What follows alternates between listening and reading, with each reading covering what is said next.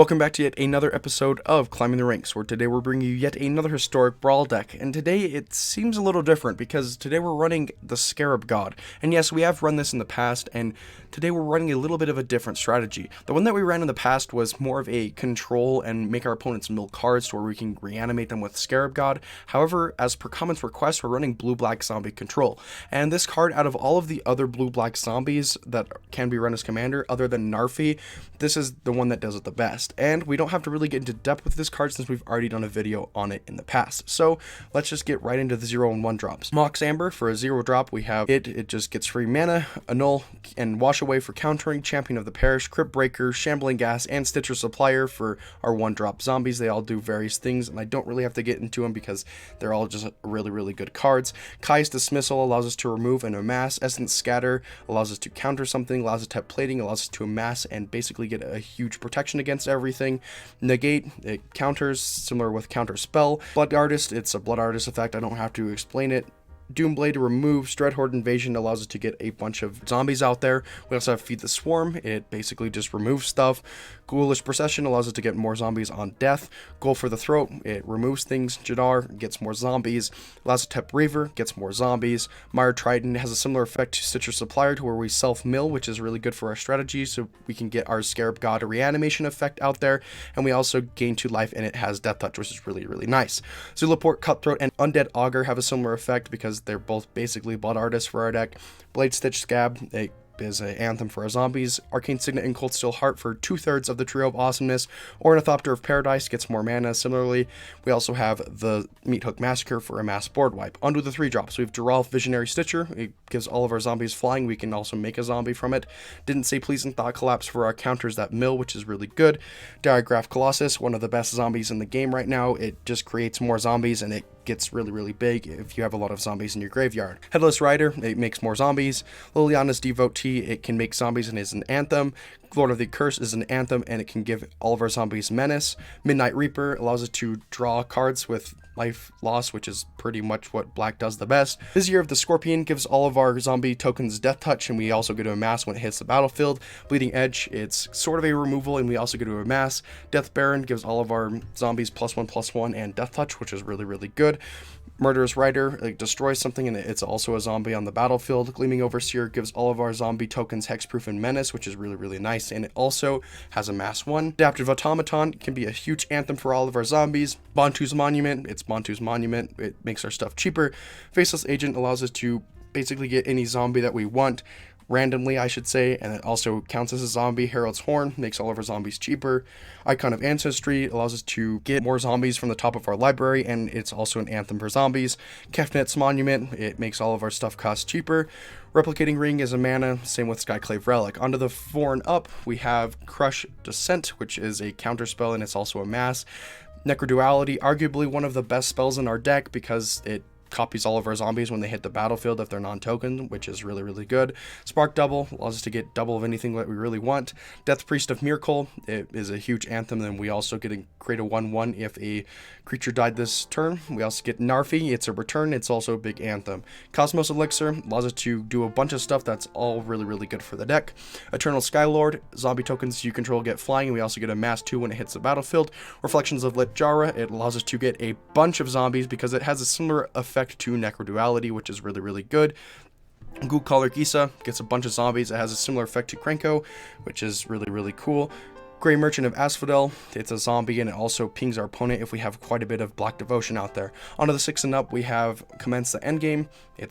I don't really have to explain it, it's draw, can't be countered, and we also get to amass quite a bit. Blood in the Snow is a huge board wipe, and Liliana Dreadhorde General for being one of the best planeswalkers ever printed. Onto the lands, we have 17 islands, 17 swamps, 1 shipwreck marsh. We're not running a whole bunch of dual colored lands because we want effects to go through, such as the Blood in the Snow and the Narfi, and we're also running Command Tower because it is one of the ones that are really good for multicolor decks, and Feeble Passage to get our snows out there. So it's pretty simple, it's just a lot of control and some swarming abilities to where we can get and swing in for game. Some of the games grind out quite a bit, but that's what this deck does the best, and we usually come out on top. So let's get right on the games. Game 1, our hand is looking really good. We have a really nice curve with Cold Steel Heart and Herald's Horn, to where we can get it out on turn 4, hopefully with the Scarab God, or we can go a different route with Kefnit's Monument if we really want it out there. We have a really good strategy going on, and we're going against Rumo Stormkirk. This is going to be interesting. Since he already has the Battlefly Storm out there, he's already going to get some damage in at the beginning, which is okay, and it can get Death Touch, so that's not a big... Oh, he's running mutations. What a wonderful strategy that we have to come across. Well, that's going to die next turn with Go for the Throat, because we don't really want to deal with that, and it's also going to give him a lot of advantage because he's just going to be able to draw a lot. We're going to save the Kai's Dismissal for another time that we need it, which it might be now. No, we're going to cast the Scarab God. We just want more advantage off of him. This is going to be quite a fun game because we already got the Scarab God out there on turn 4, and we have Nadir Kraken we have to deal with. We're going to Herald's Horn here. We're going to call Zombie. So hopefully next turn we can get some zombie out there. If not, we're going to have to start becoming a little bit more desperate. Hopefully he can get something in his graveyard. Let's see, it's not a creature, it's fun. He's just put Infernal Grasp in his graveyard, and he probably got the Cure off the top of that. So he's going to get a bunch of advantage off of Cure because it creates tokens. Well, it puts tokens in your hand. You can put it on the battlefield for really cheap. So we're going to get more zombie stuff out there, and I guess we're going to look at the top. We didn't get anything because the Giralf is not a zombie. We're going to attack Kiora. He's going to block with the 0/4, which is pretty much what I anticipated. Oglor, he's going to put a creature in the graveyard, which it does have the ability, but I think I might go for the Battlefly Swarm because that card's also really good, unless we get like a really good zombie, which we're going to put the Crush Descent at the bottom when we, of course, get a land. So I think I'm going to grab the Battlefly Swarm here because it's a 5/5, and I guess we scoops right there. Game 2. Our hand is looking also really good. We have a Stitcher Supplier, and yeah, it's just a really nice curve we can go off of. Hopefully we can get another land to put the Kefnit's Monument out there, or the Lord of the Accursed if we get some zombies. So we're going to self-mill 3 cards, let's see. And the Faceless Agent is in the graveyard, which I guess is okay. We did get another land, which is good, so we can get Kefnit's out there, or Lord of the Accursed. He plays his own Faceless Agent, which is really funny. And looks like he's running Slivers. I hope this is not going to be the funnest of games if he's actually running. What is he running? He has Slivers and Shrines. I guess that makes sense. He probably has like the Maskwood Nexus, to where it makes all of his creatures everything, so we could get the Sliver ability. But even then, it's not that big of a deal because we have stuff to remove it. So he does another Shrine. I wonder why he's not running the Shrine Commander. This is really interesting. I guess he just wanted all colors, but then even then there's more the better colors. Anyways, we're going to do this Scarab God. We're going to permanently tap the Faceless Agent. Well, not permanently. We're going to semi-permanently tap him. And then here's another Shrine coming out there. This is a very interesting strategy he has going on here. We're going to do Lord of the Accursed, tapping the Faceless Agent again. We're going to swing it with a 5/5. Let's see if he takes it. And he does. Perfect. We have something to block the Ghost Shintai of Ancient Wars. I believe that one is the red one. It gets the extra draw of the Sanctum of Calm Waters. And I think I might go for the Faceless Agent or the Sulaport Cutthroat next turn, since we have it in our graveyard. And we aren't getting very many zombies. Unless he plays something that is absolutely ridiculous, then hopefully we can get another land to deal with it. There's the Maskwood Nexus. We counter that. That was going to be not very fun to deal with if we had to go with that. I think I'm going to add the Dreadhorde Invasion to my hand because that's just a really, really good card. We're going to leave the Lazotep Pleading. We're going to swing in with a 5/5. He takes it again. I don't know what he's going to be doing here. This is not looking too good for him. And it's also not looking good for me. There's the first Sliver. And he does have Slivers in there. I wonder why he's running Shrines, because I think there's enough Slivers on here to make a full deck around them. If not, there's a bunch of like Changelings and stuff to where you can have enough Slivers. And I'm going to take the extra land so we can do something with the Murderous Rider. And we're going to get the Faceless Agent out there. We're going to get the Lazotep Reaver, which is not the greatest, I guess. We are creating tokens every turn, so we can be alright with it if he attacks in with everything, because the first Sliver is quite a beefy card. Let's see, we're using to do Cleric class. He also gets a bunch of other Sliver abilities because they all have Cascade, and he gets Mishra's Bauble. This is really funny. I don't even understand what he's running here. I mean, I guess he's running Slivers, but it's kind of strange. It'd be so funny if I could just start taking over all of his Slivers from his graveyard and have my own Sliver strategy. Let's see, he's just putting more Slivers out there, and he's doing the Mishra's Bauble ability to where he can look at the top card of my library, which is okay, it's whatever. I'm probably just going to scry at the bottom anyways if it's a land, which it probably is. Yep, all of the 3 of them were land, which is really funny. We're going to get the Champion of the Perished, and we also get to draw another one. We're going to destroy the first Sliver because that card's really annoying with all the cascade effects. And let's see, we're going to not swing in because he has quite a bit of blockers. I think we might go with Zulaport Cutthroat next turn, because then we're okay if he attacks in with a bunch of stuff. We might be able to win from the Zulaport Cutthroat itself. He does a lot of cards out there. He does the Chronicler of Worship, I believe that card was. And let's see, there's the Ghost Shintai. I'm so confused because he's running both Shrines and Slivers, and I'm lost for words. I guess he's actually doing quite well with it. I'm not going to complain about that. Oh, we have Meat Hook Massacre, and I believe that's game right there. Yeah, I think that should be game because of the Meat Hook Massacre. All right, game 3. That is not the greatest of hands. I think we're going to mulligan off of that, and that's better because we have the Crypt Breaker. I think we'll keep it so we can get our curve going on. We don't have any mana curve, though, like with 2 drops or 3 drops to add mana, so this is going to be interesting. And he's running Toski, which is always a very annoying deck because he gets a lot of creatures out there.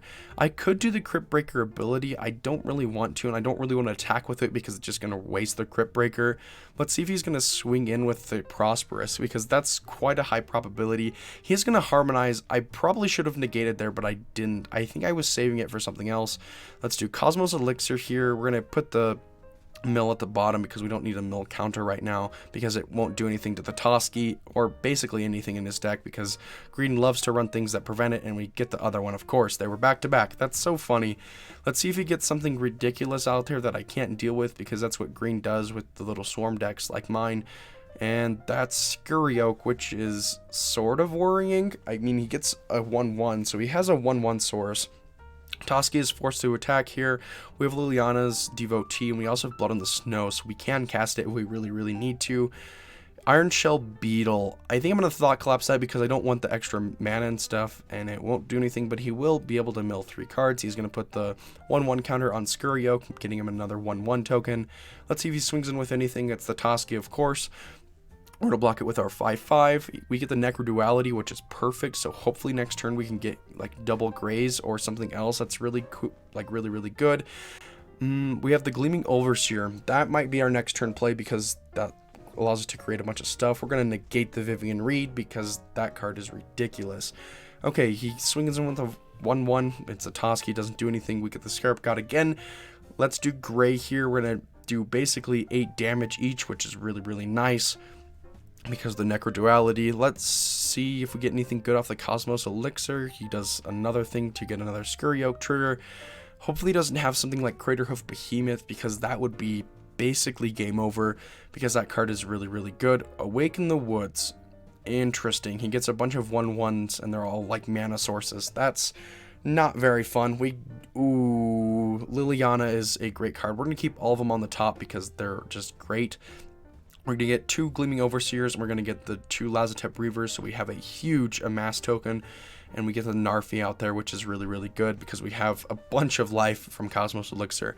I'm not sure. Oh, that might cause us to lose the game right there because it can give everything +1/+1 and Trample. I think we might still be able to last a little bit, though, because we have Blood on the Snow next turn that we can remove basically everything but the Toski, which will be alright. So we're going to block everything that we can. We're going to go down to 24 life.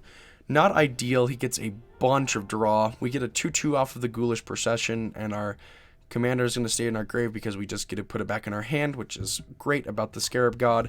And we get the Champion of the Perished. We're going to destroy everything but the Toski, and we also get Gray back, so we're going to put him down to 5 life. So unless he gets anything ridiculous, which is what green does, we might be able to win this game. And that's the ridiculous. Oh, there's another ridiculous. And he gets to gain some life off of the Glorious Sunrise. We're going to double block because that thing has haste. That is really, really scary. We're going to throw the Scarab God out there. We're going to throw the Champion of the Perished out there as well. And we also get a trigger because of the Necro Duality. We're going to Cosmos Elixir draw. We're at 33, so we might be able to withstand it a little bit. But man, the Tyrannax Rex, whatever it is, it's really, really scary. It's just a really big creature. And he fights our Scarab God. That's not really fun. Scale the heights. Okay. He gets the Scourge Colony out there, and this is not looking good for us. We're not in the best position. We already used our board wipe. He probably was just saving it because he knew I had something. Yeah, this game, wow. This game has been going back and forth, but I don't think there's much of a way out. We can do Liliana's. We can make him sacrifice 2, but he's just going to sacrifice the tokens. Yeah, that's game right there. There was no way out of this. I don't think that we could have done anything to actually save the game because, I mean, sure, we had some opportunities, but he just overpowers us right there. All right, going on to game 4. Our hand is looking a lot better. We have a really nice hand. We can do some stuff. We have the Mindless Automaton to where we can get an Anthem going out there. We're going against fun Hapatra. It is not a very actually fun card. Let's hope that he gets some stuff out there that can be killed by our Doomblade, and I can't kill the Hapatra, and I also can't kill that. He's going to get a lot of 1/1 tokens because of the Hapatra ability. It's just going to like make cards that like our Dina. He's just going to make it like a -1/-1. He's just going to get a token off of it, which I think he's doing right here. I don't know. We did get the Bleeding Edge though, so we can amass something next turn and get rid of the Hapatra, so it's going to put him back a few turns. And I'm waiting to see what he does because the Dina is quite a good target for it. There's the 1/1 with Death Touch. Hopefully he doesn't get something like Finn the Fangbearer out there because that might be game over if he gets it. Cemetery Prowler, he gets to remove stuff. That's fine. That's whatever actually. And there's the Vizier of the Scorpion. Now we can get some extra blockers out there. We get actually quite a big blocker. He does have the 1/1 with Death Touch though, which I'm kind of worried with, but we also have Death Touch, so it's not that big of a deal. He gets to remove the -1/-1. Here's the Goo Collar Gisa. We're gonna leave all of our stuff. Next turn we'll be able to get 3 2/2 zombies off of the Goo Collar Gisa, and they'll all have Death Touch from the Vizier of the Scorpions and Death Baron. That makes it even better, or better, not bettier. So we get 4 3/3 zombies, so basically we'll have infinite zombie tokens if he doesn't get rid of the Goo Collar Gisa or all of our zombies at once. And he is getting quite a bit of a board presence. We're also going to just get the Scarab God out there so we can start peeing him for quite a bit. Let's see if he blocks. He does block with one of them. That's whatever, I guess, because it has First Strike and Death Touch with the Glisa the Sunslayer. Thank goodness the old Glisa isn't on there because that Glisa would have been insane. Okay, we're going to put basically everything at the bottom except the Commence the Endgame and Death Priest Miracle. Actually, we can put the Miracle at the bottom. We're going to get the Commence the Endgame. We're going to allow us to amass quite a bit. Goo Collar Gisa targeting the mass target. And it looks like we might have this game wrapped up because the Goo Collar Gisa is carrying this game. And he's going to block with basically everything he can because he doesn't really want to take that much damage. He's going to double block there. I'm going to kill the Dina because the token, it really isn't that big of a threat. We're going to go through everything. He only has 3 creatures out there, and we're in quite a bit of a good position to win, and we do end up winning. All right. Game 5, that hand was not looking good. This hand is looking better because of the Dreadhorde Invasion, so I am going to end up keeping it, and we also have Diregraph Colossus if we really need it and if we get another land. We're going against the Gitrog Monster, which is always a very annoying deck because it's just so much advantage off of lands, and a lot of the landfall stuff can be really annoying. We're going to get the Diregraph Colossus right here. We don't really have to worry about the Gitrog Monster though because it is quite a bit of a ways from actually getting it out there because it is quite expensive. However, this deck likes to put a lot of mana on the fields where it can get more advantage off of it, and we're going to counter the Oracle of Moldiah because that card is extremely annoying. We're going to swing in. Hopefully he does get the Gitrog Monster, which is annoying. I guess we have a Kai's Dismissal to get rid of it. We did get Death Baron, which is nice. We're going to amass 1, so we basically get a 5/5. He does get a Gitrog trigger, which is okay. He just draws, basically. And we're going to put the get Rock Monster back in his hand, which is what we want, and we also go to amass one. We're going to get the Death Baron out here. We're going to swing in with everything, and that should be exactly game. So overall, this deck went really well. I mean, it is the Scarab God, which is an amazing commander. It does basically everything that this deck wants, and cards such as Grey Merchant of Asphodel basically wins the game, along with Reflections of Lit Jara and Necro Duality. There's a lot of cards that are really nice in here. It is quite a bit of sort of 2-drop heavy, and you can change it up a little bit to where you could run more mana and run more lands, and you could run it in a different strategy to where it's just swarm and attack instead of running it with the control. However, there's a lot of different strategies that you can run, but the Scarab God does the best, other than like Narvi Betrayer King or something along the lines of that. So we won pretty much 80 to 90% of the time when I did this, and it is a really nice deck. You can get a lot of cards going off of it, and there is more cards that you could run in here, such as other Liliana Planeswalkers that do more synergy with zombies. However, I really like this one the most because, I mean, it's just a great Planeswalker. And you also want to run some life gain in here because this deck tends to go a little bit slower on the sort of end where you will get quite a bit of damage, so that's why I ran Cosmos Elixir. But other than that, it's just a really solid deck. There's not very many issues. It can get kind of clunky with your hands sometimes, but other than that, it's a really nice deck.